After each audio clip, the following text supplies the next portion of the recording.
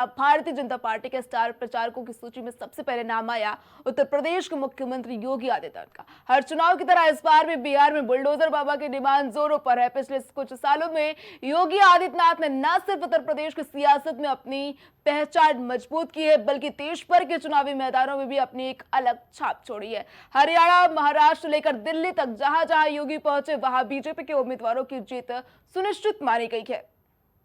2017 में उत्तर प्रदेश की सत्ता संभालने के बाद सीएम योगी ने अपराध और माफियाओं पर नकेल कसने के लिए बुलडोजर कार्रवाई शुरू की। यही बुलडोजर नीति उन्हें बुलडोजर बाबा के नाम से देश भर में प्रसिद्ध कर गई। यूपी की कानून व्यवस्था और विकास मॉडल ने देश को नई पहचान दी और यही छवि अब चुनावी अभियानों में बीजेपी की सबसे बड़ी ताकत बन चुकी है।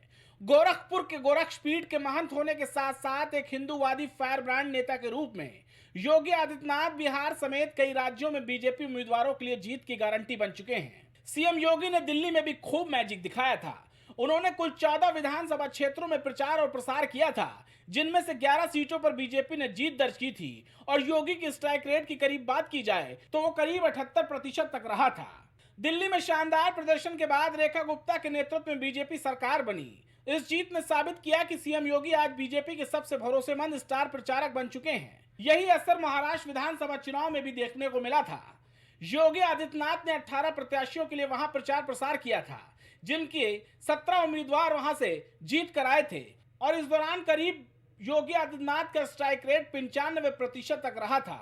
महायुति के उम्मीदवारों के लिए भी उन्होंने जनसभाएं की थी, जिनके कुल 23 प्रत्याशियों में से 20 ने जीत दर्ज की थी।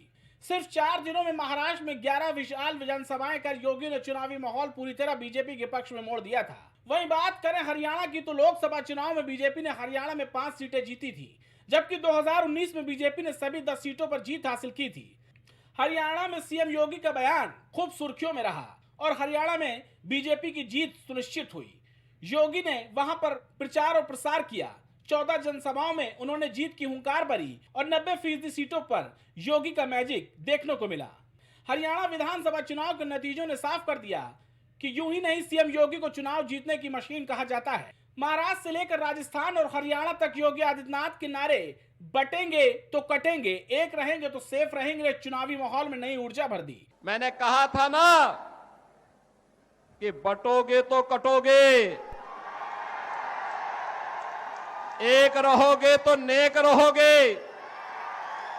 मुंबई के अंधेरी, जोगेश्वरी, खार और बांद्रा जैसे इलाकों में पोस्टर लगे, जिन पर लिखा था बटेंगे तो कटेंगे, एक हैं तो सेफ हैं। साफ है कि आज योगी आदित्यनाथ न सिर्फ उत्तर प्रदेश बल्कि पूरे देश में बीजेपी और एनडीए की जीत की गारंटी बन चुके हैं।